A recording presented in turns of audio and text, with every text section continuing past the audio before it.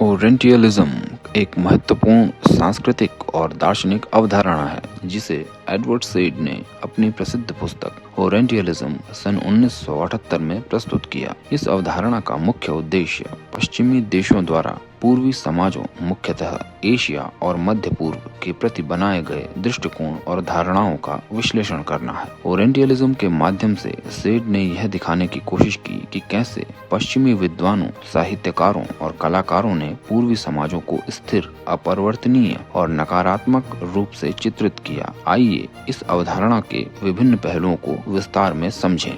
इसके कुछ पहलू जैसे ऐतिहासिक संदर्भ, 18वीं और 19वीं सदी में यूरोपियन देशों ने एशिया और अफ्रीका के बड़े हिस्सों पर कब्जा कर लिया। ब्रिटेन, फ्रांस और अन्य यूरोपीय देशों ने अपने उपनिवेशों में सत्ता और संस्कृति को नियंत्रित करने के लिए ओरिएंटलिज्म का उपयोग किया। उन्होंने पूर्वी समाजों को असभ्य, पिछड़ा और जड़वादी साबित करने की कोशिश की ताकि वे उपनिवेशी शासन को वैध ठहरा सकें। ज्ञान और शक्ति का संबंध, एडवर्ड सेड ने माइकल फूको या मिशेल फूको के ज्ञान और शक्ति के सिद्धांत का उपयोग करके दिखाया कि कैसे पश्चिमी देशों ने अपना ज्ञान का उपयोग पूर्वी देशों पर प्रभुत्व स्थापित करने के लिए किया।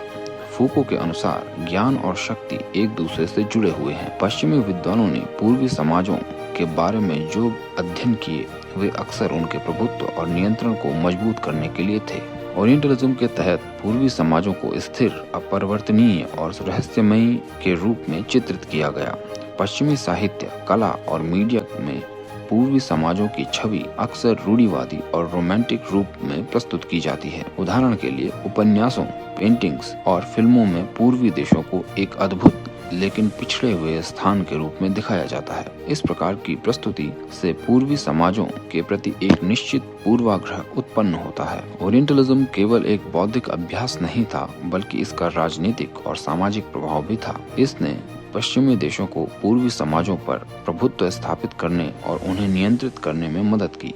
पश्चिमी विद्वानों ने पूर्वी समाजों को दूसरा और विभिन्न के रूप में चित्रित किया, जिससे उनका वर्चस्व स्थापित हुआ। ओरिएंटलिज्म ने पूर्वी और पश्चिमी समाजों के बीच एक संवेदनशील विभाजन उत्पन्न किया। इसने पूर्वी देशों को दूसरा और अलग के रूप में प्रस्तुत किया। इसके परिणाम स्वरूप पश्चिमी समाजों ने पूर्वी समाजों को हीन और असभ्य माना। यह विभाजन आज भी देखा जा सकता है, जब पश्चिमी मीडिया और राजनीति में पूर्वी देशों की छवि को पूर्वाग्रह और नकारात्मक तरीके से प्रस्तुत किया जाता है। ओरिएंटलिज्म के खिलाफ प्रतिरोध ने पूर्वी समाजों को अपनी संस्कृति और पहचान को पुनः परिभाषित करने की प्रेरणा दी। उन्होंने पश्चिमी विचारधारा का प्रतिरोध करने और अपनी सच्चाई को सामने लाने का प्रयास किया। यह प्रतिरोध उत्तर उपनिवेशवादी विचारधारा के रूप में उभरा, जिसमें पूर्वी समाज का अपनी संस्कृति, इतिहास और पहचान को स्वतंत्र रूप में पुनः परिभाषित करते हैं। समकालीन विद्वान ओरिएंटलिज्म की आलोचना करते हुए इसका पुनर्मूल्यांकन कर रहे हैं। वे यह समझने की कोशिश कर रहे हैं कि कैसे पश्चिमी दृष्टिकोण पूर्वी समाजों की वास्तविकता को विकृत करता है।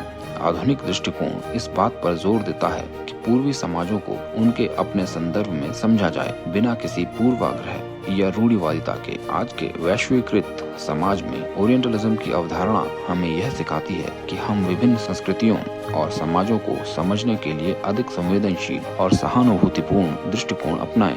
यह महत्वपूर्ण है कि हम पूर्वाग्रहों से मुक्त होकर विभिन्न समाजों की जटिलताओं और विविधताओं को समझें। ओरिएंटलिज्म एक महत्वपूर्ण सांस्कृतिक और दार्शनिक अवधारणा है जो पश्चिमी और पूर्वी समाजों के बीच संबंधों को गहराई से समझने में मदद करती है। यह अवधारणा पश्चिमी दृष्टिकोण की आलोचना करती है और पूर्वी समाजों की वास्तविकता को पुनः स्थापित करने का प्रयास करती है। एडवर्ड सेड का कार्य इस दिशा में एक महत्वपूर्ण कदम था, जिसने पूर्वी समाजों के प्रति पश्चिमी दृष्टिकोण को समझने और बदलने में महत्वपूर्ण भूमिका निभाई। ओरिएंटलिज्म के माध्यम से हम यह सीख सकते हैं कि कैसे विभिन्न संस्कृतियों और समाजों को अधिक संवेदनशीलता और सहानुभूति के साथ समझा जा सकता है।